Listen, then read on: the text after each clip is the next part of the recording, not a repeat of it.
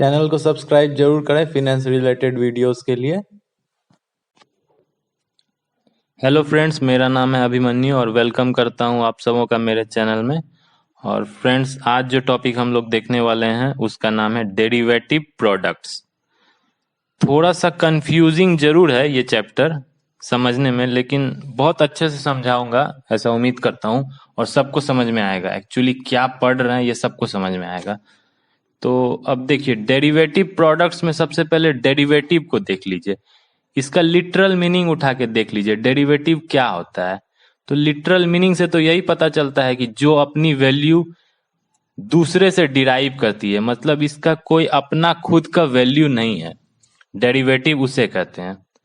अब आते हैं फिनेंशियल डेफिनेशन में। डेरिवेटिव प्रोडक्ट्स का अगर फिनेंशियल डेफिनेशन देखते हैं फ्रेंड्स, तो इसका डेफिनेशन ये है कि the value of derivative is derived from N underlying exposure. अब ये एक्सपोजर एसेट लायबिलिटी कुछ भी हो सकता है, लेकिन हम लोग चलिए एसेट मान लेते हैं, एक्सपोजर को एसेट। तो डेरिवेटिव जो है वो अपनी वैल्यू डिराइव करती है अंडरलाइंग एसेट से। ठीक है फ्रेंड्स, अब ये एसेट कुछ भी हो सकता है। अब जैसे कि एसेट हो सकता है बॉन्ड्स हो सकता है, सिक्योरिटीज हो सकती है, इक्विटीज हो सकती है और करेंसी हो सकती है। तो एसेट कुछ भी हो सकता है। अब थोड़ा और अच्छे से समझाता हूं, और अच्छे से ये समझाता हूं कि जैसे दो लोग हैं, एक बायर है एक सेलर है, किसी भी प्रोडक्ट का खरीद बिक्री होना है फ्रेंड्स। और यहाँ पे प्रोडक्ट हम लोग मानते हैं कि इक्विटी हो गया, एक प्रोडक्ट हो गया हमारा इक्विटी, इक्विटी का खरीद बिक्री होना है। तो अब डेरिवेटिव प्रोडक्ट्स का यहाँ पे बात कैसे आता है। डेरिवेटिव प्रोडक्ट्स मेनली सबसे पहले तो चार टाइप के डेरिवेटिव प्रोडक्ट्स हम लोग पढ़ेंगे, फॉरवर्ड्स, फ्यूचर्स, स्वैप्स और ऑप्शंस। ये चार टाइप के डेरिवेटिव प्रोडक्ट्स हो जाते हैं। तो अब डेरिवेटिव प्रोडक्ट्स होता क्या है। डेरिवेटिव एक प्रोडक्ट एक एक्चुअली एक कॉन्ट्रैक्ट होता है, कॉन्ट्रैक्ट होता है। तो अब इस कॉन्ट्रैक्ट में प्रोडक्ट, अब जनरली कॉन्ट्रैक्ट में होता क्या है, कोई भी कॉन्ट्रैक्ट बनाते हैं दो पार्टीज के बीच में, बायर और सेलर के बीच में। तो कॉन्ट्रैक्ट में रहता है प्रोडक्ट का नाम लिखा रहता है, प्राइस लिखा रहता है। अब यहाँ पे जो प्रोडक्ट रहेगा मेरा, जो भी एसेट रहेगा, अंडरलाइंग एसेट, मान लीजिए एसेट है मेरा करेंसी, एसेट है करेंसी, और बायर है सेलर है, खरीदने वाली पार्टी भी है बेचने वाली पार्टी भी है। तो इस कॉन्ट्रैक्ट तो बिल्कुल डेफिनेशन क्लियर होता है कि इसका जो वैल्यू है वो अंडरलाइंग एसेट से डिराइव करती है। तो कॉन्ट्रैक्ट का क्या वैल्यू हो जाएगा, डेरिवेटिव प्रोडक्ट जो है वो एक कॉन्ट्रैक्ट है। तो कॉन्ट्रैक्ट की वैल्यू क्या होगी, कॉन्ट्रैक्ट की वैल्यू वही होगी, कॉन्ट्रैक्ट की अपनी तो कोई वैल्यू नहीं होती है, वो अंडरलाइंग एसेट से डिराइव करती है। तो यहां पर अंडरलाइंग एसेट जो है वो मान लीजिए कि करेंसी हो गई या स्टॉक एक्सचेंज। स्टॉक एक्सचेंज में जो भी प्रोडक्ट हो गए, जैसे इक्विटी हो गई या करेंसी, किसी में भी इन्वेस्ट कर रहे हैं, तो वो हो गया अंडरलाइंग एसेट, और वहां से डिराइव करता है ये अपना वैल्यू। समझे फ्रेंड्स, वहां से ये अपना वैल्यू डिराइव किया। तो उम्मीद करता हूं डेफिनेशन सबको क्लियर हो गया अच्छे से। डेरिवेटिव प्रोडक्ट्स का डेफिनेशन, इसकी अपनी कोई वैल्यू नहीं होती है और ये अंडरलाइंग एसेट से वैल्यू डिराइव करती है। फ्रेंड्स, अब हम लोग जानते हैं कि डेरिवेटिव्स की ट्रेडिंग किन दो प्लेटफॉर्म के थ्रू किया जा सकता है। तो मेनली फ्रेंड्स अब जानिए कि स्टॉक एक्सचेंज में किया जा सकता है और ओवर द काउंटर किया जा सकता है, जिसको कि ओटीसी कहते हैं। ये दो प्लेटफॉर्म है फ्रेंड्स। तो अब एक्सचेंज ट्रेडिंग में और ओवर द काउंटर ट्रेडिंग में फर्क क्या होता है फ्रेंड्स, हम लोग ये जानेंगे। तो स्टॉक एक्सचेंज ट्रेडिंग जो होता है फ्रेंड्स, ये जो होता है ये एक सेंट्रलाइज सिस्टम है और बहुत ही स्टैंडर्डाइज सिस्टम है। इसमें सब कुछ ट्रांसपेरेंट वे में, निष्पक्ष वे में होता है सारा ट्रेडिंग। अब सपोज कीजिए कि आपको रिलायंस का कोई शेयर खरीदना है, तो ऐसा नहीं है कि रिलायंस कंपनी प्राइस कोट करेगी कि भाई हम तो अपना शेयर 1,000 रुपए में बेचेंगे। ऐसा नहीं है, रिलायंस कोट नहीं कर सकती है प्राइस। इसमें बकायदा सेंट्रलाइज सिस्टम है, आपको हर सेकंड प्राइस बदलते रहता है। मार्केट का जो गिराव होता है या मार्केट का जो उछाल होता है, रिलायंस का कितना शेयर नीचे गिरा या कितना उछला, उस हिसाब से आप पर्टिकुलर टाइम में उसी रेट में खरीद सकते हैं उस समय जो रिलायंस के शेयर की कीमत रहेगी। अगर 100 रुपए कीमत होनी चाहिए और है, तो रिलायंस ये नहीं बोलेगा कि आप 1000 में खरीदिए, क्योंकि सबको पता है, निष्पक्ष है, ट्रांसपेरेंट है, सेंट्रलाइज्ड है सिस्टम स्टॉक एक्सचेंज का। आप बॉम्बे स्टॉक एक्सचेंज लीजिए या नेशनल स्टॉक एक्सचेंज, जो भी लीजिए, सबको पता है क्या कीमत है, आप उस समय जो कीमत है उतने पे खरीद सकते हैं। ये होता है स्टॉक एक्सचेंज ट्रेडिंग। लेकिन ओवर द काउंटर ट्रेडिंग में फर्क है। ओवर द काउंटर ट्रेडिंग में ऐसा कोई सेंट्रलाइज्ड या स्टैंडर्डाइज्ड कोई सिस्टम नहीं रहता है, समझा फ्रेंड्स आपने। डिसेंट्रलाइज्ड रहता है, क्योंकि सेंट्रलाइज्ड नहीं रहता है। अब इसमें क्या होता है, एक फर्क है कि ओवर द काउंटर प्रोडक्ट्स जो है सिर्फ बैंक्स और फाइनेंशियल इंस्टीट्यूशंस ही ऑफर करते हैं। मतलब ओवर द काउंटर जो प्रोडक्ट खरीदा जाएगा वो बैंक अपना प्रोडक्ट बेच सकते, बैंक अपनी इक्विटी या जो भी है बैंक के थ्रू ही होगा या फाइनेंशियल इंस्टीट्यूशन के थ्रू ही होगा ओवर द काउंटर में।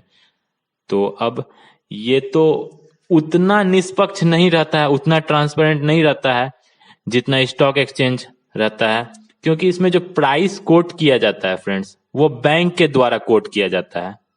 इसमें जो काउंटर पार्टी होती है वो बैंक होती है। स्टॉक एक्सचेंज में जो काउंटर पार्टी होती थी वो एक्सचेंज होता था।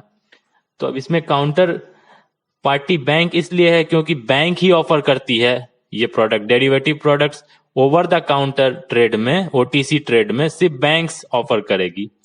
निष्पक्षता नहीं होती है जैसे एक्सचेंज में होता था, क्योंकि प्राइस बैंक कोट करती है इसमें। अब बैंक चाहे तो कुछ भी कोट कर सकती है, तो आप उसको चैलेंज नहीं कर सकते हैं। आपको खरीदना है खरीदिए उस प्राइस में, नहीं खरीदना है नहीं खरीदिए, क्योंकि कहीं लिस्ट, क्योंकि किसी कोई ऐसा सिस्टम नहीं है जहां पर ये पता चलेगा कि मार्केट का गिराव या उछाल के कारण क्या उसका प्राइस हुआ है। ठीक है फ्रेंड्स, ये फर्क होता है एक्सचेंज ट्रेडिंग में और ओवर द काउंटर ट्रेडिंग में। मेनली यही है कि सेंट्रलाइज्ड और स्टैंडर्डाइज्ड और ट्रांसपेरेंट अप्रोच होता है एक्सचेंज ट्रेडिंग में, जो कि ओवर द काउंटर में नहीं होता है। ठीक है फ्रेंड्स, उम्मीद करता हूं ये भी समझा होगा आपने ये कॉन्सेप्ट। फ्रेंड्स, अब हम लोग देखेंगे benefits of derivative products. Derivative products की जरूरत क्या पड़ती है, नीड और बेनिफिट क्या होता है फ्रेंड्स। तो ये बात दिमाग में बिल्कुल बिठा लीजिए कि हेजिंग पर्पस के लिए डेरिवेटिव प्रोडक्ट्स का इस्तेमाल किया जाता है। डेरिवेटिव प्रोडक्ट्स का ट्रेड केवल और केवल हेजिंग पर्पस के लिए होता है। अब हेजिंग क्या होती है? हेजिंग कोई भी रिस्क को मिटिगेट करना या कम करना, मेनली ये रिस्क मैनेजमेंट सिस्टम होता है। हेजिंग जो होता है वो रिस्क मैनेजमेंट होता है कि भविष्य में, फ्यूचर में किसी भी कमोडिटी की प्राइस इस तरह से ना घट जाए कि हमें बहुत हाई रिस्क उठाना पड़ सके, इसलिए डेरिवेटिव प्रोडक्ट्स की जरूरत होती है।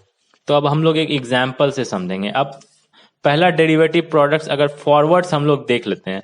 मेनली डेरिवेटिव में क्या होता है कि एक फ्यूचर, मतलब जो हमारा ट्रेड है, खरीद बिक्री है, वो अभी नहीं होगा।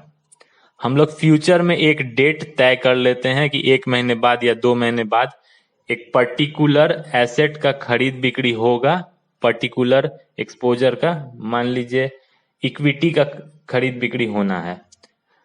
तो ये प्राइस भी फिक्स कर लिया जाता है जिस प्राइस में ये ट्रेड किया जाएगा। मान लीजिए आज की तारीख में किसी भी कंपनी का शेयर का कीमत 50 रुपए है और 1 महीने के बाद वो 55 भी हो सकता है, लेकिन 1 महीने के बाद वो 45 भी हो सकता है, घट भी सकता है, बढ़ भी सकता है। तो रिस्क जरूर है। अब इसी रिस्क को कम करने के लिए हम लोग फ्यूचर में प्राइस फिक्स कर लेते हैं कि हम लोग अभी खरीद बिक्री नहीं करेंगे, 1 महीने बाद या 2 महीने बाद करेंगे, लेकिन एक फिक्स प्राइस पे करेंगे। मान लीजिए वो प्राइस फिक्स किया जाता है 60 रुपीज। 60 रुपीज में खरीद बिक्री होगा पर्टिकुलर प्रोडक्ट का। अब 2 महीने बाद उसकी कीमत 60 से ऊपर भी हो सकती है और 60 से नीचे भी हो सकती है, लेकिन हमको तो रिस्क मैनेज करना है।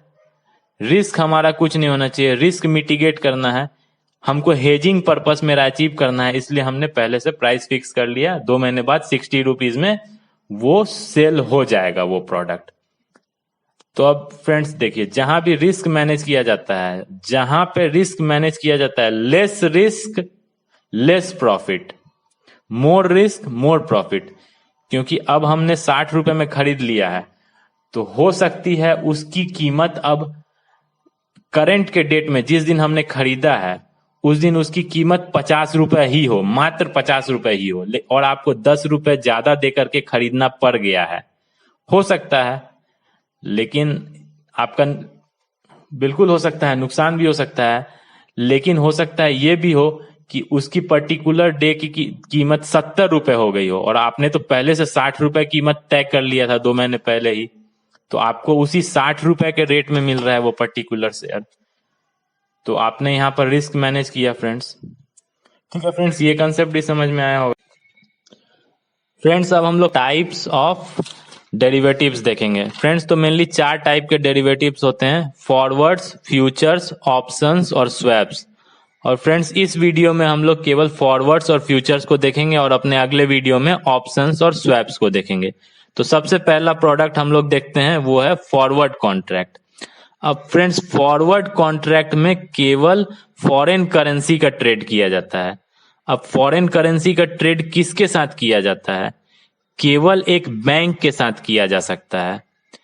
तो वो अब इधर पता चल गया कि काउंटर पार्टी जो है हमारा बैंक है, हम किसी और के साथ ट्रेड नहीं करेंगे, केवल बैंक के साथ ट्रेड करेंगे, और ये ओवर द काउंटर ट्रेड होता है। मतलब इसमें कोई किसी तरह का स्टॉक एक्सचेंज का कोई रोल नहीं रहता है, कोई सेंट्रलाइज्ड अप्रोच नहीं रहता है। इसमें 2 ही पार्टी रहती है, एक बैंक रहती है और दूसरा जो पार्टी कॉन्ट्रैक्ट कर रही है। तो इसमें अब तो मैं पहले ही बताया कि डेरिवेटिव का मेन मोटिव होता है हेजिंग पर्पस, हेजिंग करना रहता है। तो हेजिंग क्यों किया जाता है? रिस्क फ्री करने के लिए, ताकि जीरो रिस्क अचीव कर सके, किसी तरह का कोई रिस्क नहीं रहे। तो अब किसी तरह का कोई रिस्क कैसे नहीं रहेगा? मान लीजिए फ्रेंड्स, अगर अमेरिकन डॉलर का यूएसडी का मतलब यूएस डॉलर का हमें ट्रेड करना है, और काउंटर पार्टी है बैंक, तो यूएस डॉलर की कीमत अब ट्रेड तो अभी नहीं होगा। ये तो आपको डेफिनेशन पहले से पता है कि डेरिवेटिव में ट्रेड अभी नहीं होगा, ट्रेड कुछ दिन के बाद होगा, जिसकी कीमत पहले से तय करके रख ली जाती है। मान लीजिए ट्रेड होना है यूएस डॉलर का, 2 महीने बाद ट्रेड होगा, मतलब फिक्स पीरियड के बाद फिक्स्ड डेट में ट्रेड होगा। वो डेट कॉन्ट्रैक्ट में मेंशन रहता है, और कॉन्ट्रैक्ट में अमाउंट भी मेंशन रहता है, किस अमाउंट में खरीद बिक्री होना है। तो अब देखिए, जब अमाउंट फिक्स हो गया फ्रेंड्स हमारा, तो अब हमारे पास किसी तरह का कोई रिस्क नहीं है। मार्केट का जो भी मूवमेंट हो, एक्सचेंज रेट का कुछ भी मूवमेंट हो, मार्केट मूवमेंट से कोई फर्क नहीं पड़ने वाला है। अब भले ही मार्केट में डॉलर की कीमत घटे बढ़े, लेकिन हमने तो क्या कर लिया है कि रेट फिक्स कर लिया है भाई, कि इतने रेट में ही खरीद बिक्री होना है यूएस डॉलर का, तो किसी तरह का कोई रिस्क नहीं रह जाता है।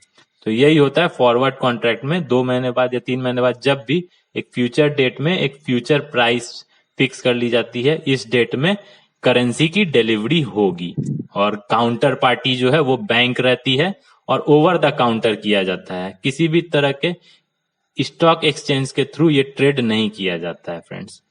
तो अब काउंटर पार्टी बैंक रहती है, तो प्राइस भी बैंक कोट करती है फ्रेंड्स। तो उतना तो ज्यादा निष्पक्ष नहीं है जितना कि एक्सचेंज ट्रेडिंग है, लेकिन फिर भी किया जाता है। फ्रेंड्स अब हम लोग जो दूसरा प्रोडक्ट देखेंगे डेरिवेटिव प्रोडक्ट, वो है फ्यूचर्स। फ्यूचर्स भी बिल्कुल फॉरवर्ड्स के तरह ही होता है, इसमें भी एक फ्यूचर डेट में बाय और सेल किया जाएगा। बस फर्क यही होता है फ्यूचर्स और फॉरवर्ड्स में, कि फॉरवर्ड जो ट्रेड किया जाता था वो ओवर द काउंटर ट्रेड होता था, लेकिन फ्यूचर्स में ऐसा नहीं होता है। फ्यूचर्स में स्टॉक एक्सचेंज में ट्रेड होता है फ्रेंड्स, स्टॉक एक्सचेंज में ही होता है फ्यूचर्स में ट्रेड सॉरी। तो देखा तो फ्यूचर में ट्रेड करना काफी निष्पक्ष हो जाता है, बिल्कुल इम्पार्शियल, किसी तरह की कोई पार्शियलिटी नहीं होती है। क्योंकि स्टॉक एक्सचेंज में क्या होता है फ्रेंड्स की एक सेंट्रलाइज्ड अप्रोच रहता है और स्टैंडर्डाइज्ड अप्रोच रहता है, तो बिल्कुल ट्रांसपेरेंट रहता है। काउंटर पार्टी रिस्क नहीं रहता है, क्योंकि एक्सचेंज ही हो जाती है काउंटर पार्टी। फॉरवर्ड में तो काउंटर पार्टी बैंक होती थी, लेकिन इसमें स्टॉक एक्सचेंज ही काउंटर पार्टी होती है और वही सारा रिस्क मैनेज करती है, तो इसमें किसी तरह का कोई रिस्क नहीं रहता है फ्रेंड्स। तो अब यही बस डिफरेंस है फॉरवर्ड्स और फ्यूचर्स में। बाकी तो वही है कि फ्यूचर डेट में मान लीजिए 2 महीने या 3 महीने बाद ट्रेड होगा और रेट पहले से हम लोग फिक्स करके रखते हैं, तो मार्केट का जो भी मूवमेंट होता है तो उससे कोई फर्क नहीं पड़ता है। अब बस प्रोडक्ट आप जान लीजिए क्या क्या होता है। फॉरवर्ड्स में जो प्रोडक्ट होता था, अंडरलाइंग एसेट होता था, वो सिर्फ करेंसी, फॉरेन करेंसी ही होती थी। लेकिन फ्यूचर्स में जो प्रोडक्ट अंडरलाइंग एसेट हो सकते हैं वो 2 टाइप के एसेट हो सकते हैं। मेनली 2 टाइप के होते हैं, एक होता है फिनेंशियल फ्यूचर्स, दूसरा होता है कमोडिटी फ्यूचर्स। तो फिनेंशियल फ्यूचर्स में 3 चीज हो सकती है, ध्यान से सुनिए। फिनेंशियल फ्यूचर्स में 3 चीज क्या क्या हो सकती है। पहला करेंसी फ्यूचर, दूसरा इंटरेस्ट रेट फ्यूचर, तीसरा स्टॉक या इंडेक्स फ्यूचर। करेंसी फ्यूचर में बिल्कुल क्लियर है कि एक्सचेंज रेट पे आपका डिपेंड करेगा। इंटरेस्ट रेट फ्यूचर में क्या क्या हो सकती है, बॉन्ड्स हो सकते हैं, ट्रेजरी बिल्स हो सकती है, सिक्योरिटीज हो सकती है। तो इनका जो इंटरेस्ट रेट जो है, मार्केट रेट है इंटरेस्ट, ट्रेजरी बिल्स या बॉन्ड्स का, वो घटेगा या बढ़ेगा उस पर डिपेंड करता है इसकी फ्यूचर की कीमत। लेकिन और जो स्टॉक या मार्केट इंडेक्स फ्यूचर्स जो हो सकता है उसमें मेनली इक्विटी से डील किया जाता है। तो ये हो गया फिनेंशियल फ्यूचर्स। और दूसरा जो फ्यूचर होता है वो कमोडिटी फ्यूचर होता है। कमोडिटी फ्यूचर में क्या हो सकता है, गोल्ड हो सकता है, सिल्वर हो सकता है, एग्रो प्रोडक्ट्स हो सकते हैं, ऑयल हो सकते हैं, ऑयल, मेटल होते हैं, मेटल में आपका गोल्ड, सिल्वर, ये सब जो भी आता है आना है। तो प्रोडक्ट पता चल गया आपको।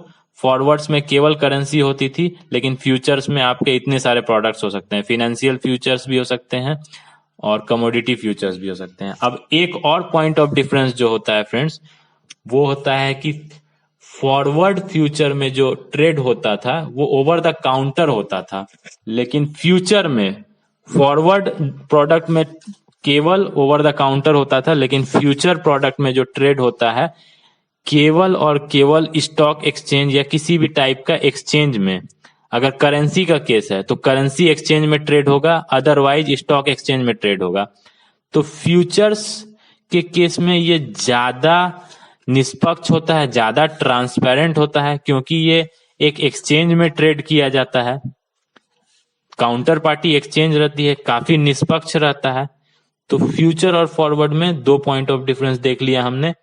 पहला तो वही है, प्रोडक्ट आपका इसमें ज्यादा हो सकता है, और दूसरा यही है कि ये ज्यादा ट्रांसपेरेंट है फ्यूचर्स में। फ्यूचर केस में फ्यूचर जो प्रोडक्ट होते हैं हमारे वो ज्यादा ट्रांसपेरेंट होते हैं, क्योंकि इनको एक्सचेंज में ट्रेड किया जाता है। ठीक है फ्रेंड्स, उम्मीद करता हूँ वीडियो आप लोगों को अच्छे से समझ में आया होगा, सबको पसंद भी आया होगा। जिनको जिनको अच्छा लगा वो लाइक करें, जिनको अच्छा नहीं लगा बेशक डिसलाइक करें, लेकिन मेरे चैनल को जरूर सब्सक्राइब कर लें फ्रेंड्स, जिनको भी अच्छा लगा है, ताकि फाइनेंस रिलेटेड वीडियोस आप लोगों को मिलते रहे। ठीक है फ्रेंड्स, थैंक यू।